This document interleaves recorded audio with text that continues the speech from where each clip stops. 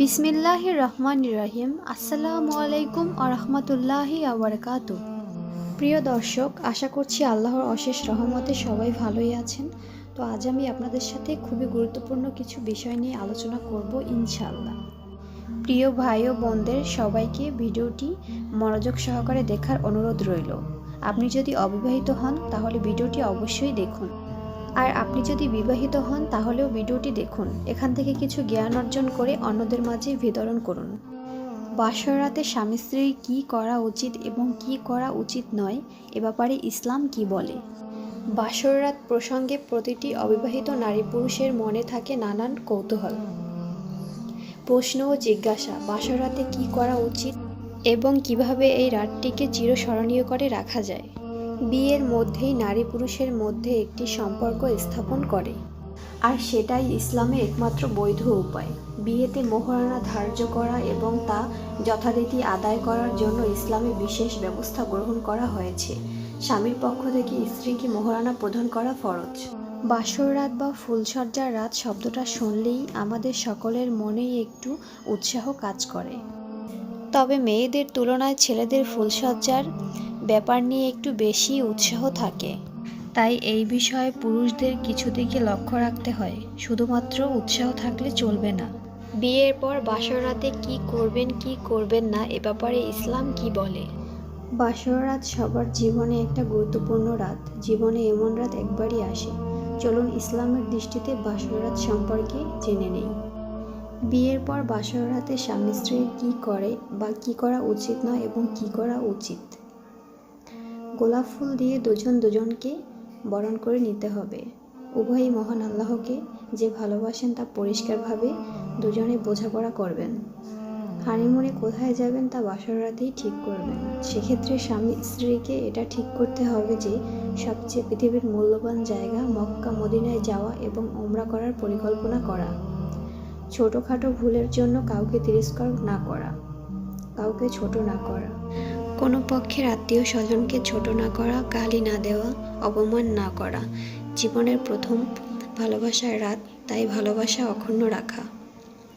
দুজনাতে একটু খোশ গল্প করা, জীবন থেকে কিছু গল্প বলা, ভবিষ্যৎ জেনারেশনের ব্যাপারে আলাপ সেরে নেওয়া, তবে বেশি দূর অগ্রসর না হওয়াই ভালো। মোহরানা যদি বাকি থাকে সেটা দেওয়ার প্রতিশ্রুতি দেওয়া, অল্প দিনের মধ্যেই মোহরানা পরিশোধ করা। স্ত্রী যদি চাকরি করে তবে টাইম টেবিলটা নিয়ে একটু পরিষ্কার করা। চাকরি না করলে ভবিষ্যৎ পরিকল্পনার কথা বলা। এরাতেই হলো উত্তম ভালোবাসার রাত।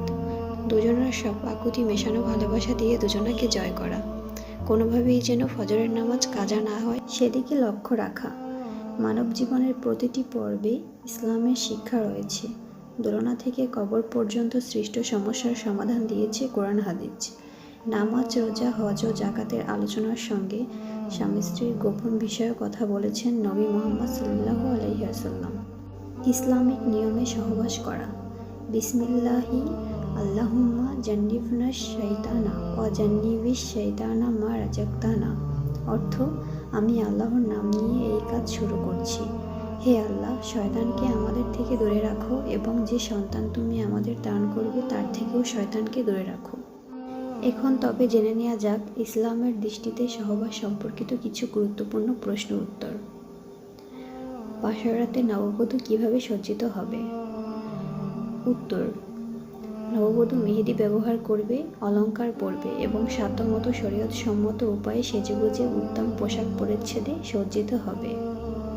বাসর ঘরে কোনো নামাজ পড়বে কিনা? উত্তর, হ্যাঁ, বাসর ঘরে স্বামী স্ত্রী 2 রাকাত শুকরানা নামাজ পড়বে। নামাজ পড়ার পর কি করবে? উত্তর, নামাজ শেষে স্ত্রীর কপালের দিকে সামনের চুল ধরে দোয়া পড়া সুন্নাত। দোয়াটি হলো, আল্লাহুম্মা ইন্নী নাসআলুকা খাইরাহা ওয়া খাইরা মা জুবিলাত আলাইহি ওয়া আউযুবিকা মিন শাররিহা ওয়া শাররি মা জুবিলাত আলাইহি। অর্থ, হে আল্লাহ, আমি আপনার কাছে তার স্ত্রী কল্যাণের প্রার্থনা করছি এবং প্রার্থনা জানাই তার সেই কল্যাণময় স্বভাবের যার উপর আপনি তাকে সৃষ্টি করেছেন। আর আমি আপনার আশ্রয় চাচ্ছি তার অনিষ্ট থেকে এবং তার সেই অকল্যাণময় স্বভাবের অনিষ্ট থেকে যার উপর আপনি তাকে সৃষ্টি করেছেন। প্রশ্ন: নামাজ ও দোয়া পড়ার পর অন্য কোনো আমল আছে কি না? উত্তর: বিভিন্ন ইসলামিক গ্রন্থে বাসর ঘরে এই আমলগুলো করতে বলা হয়েছে। এরপর স্বামী স্ত্রী নিজেদের মধ্যে পরস্পর পরিচিত হবে, তবে প্রথমে স্বামী মোহর বিষয়ক আলোচনা করে নেবে। তখন পূর্ণ মোহর আদায় না করতে পারলে স্ত্রী থেকে সময় চেয়ে নেবে। অনেকে বলে বাসর রাতে স্ত্রীর সাথে সহবাস করা অনুচিত, কথাটি ঠিক কি? উত্তর: না, এ ধরনের কথা ঠিক নয়। এ সময় যে কোনো উপভোগের জন্য স্বামী এবং স্ত্রী পূর্ণ স্বাধীন। তারা সন্তুষ্ট চিত্তে যা ইচ্ছা করতে পারে, তবে প্রথম রাত হিসেবে একে অপরের চাহিদার প্রতি লক্ষ্য রাখা উচিত। অবশ্য বাসর রাতে স্ত্রী মাসিক স্রাবে আক্রান্ত থাকলে সুস্থ না হওয়া পর্যন্ত সহবাস করা যাবে না। সহবাসের শুরুতে কোনো দোয়া পড়তে হয় কি?